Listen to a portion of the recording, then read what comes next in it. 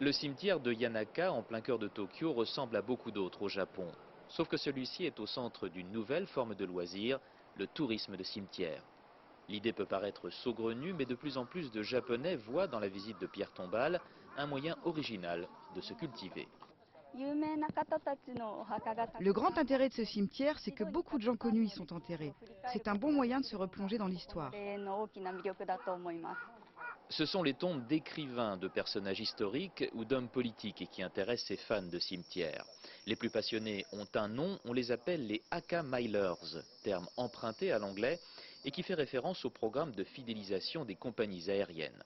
L'attraction ici, c'est la sépulture de Tokugawa Yoshinobu, le dernier des shoguns, dont le nom est dans toutes les mémoires. Je suis venue ici pour voir les tombes de ces personnages historiques dont j'ai tant entendu parler à l'école quand j'étais petite. Au Japon, les cimetières sont des lieux ouverts. Ici, pas de murs ni de grilles. Des allées permettent de les traverser à pied, en vélo ou même en voiture. À la saison des cerisiers en fleurs, on peut même y pique-niquer et certains n'hésitent pas à se faire livrer des pizzas au milieu des tombes.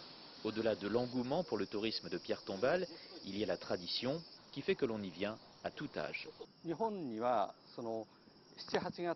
Au Japon, en juillet et en août, nous avons la tradition d'Obon, qui consiste à visiter les tombes de nos ancêtres.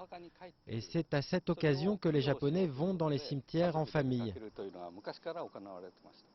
En attendant que cette nouvelle forme de tourisme ne se développe à plus grande échelle, les cimetières japonais resteront de formidables havres de paix pour le plus grand plaisir de leurs locataires.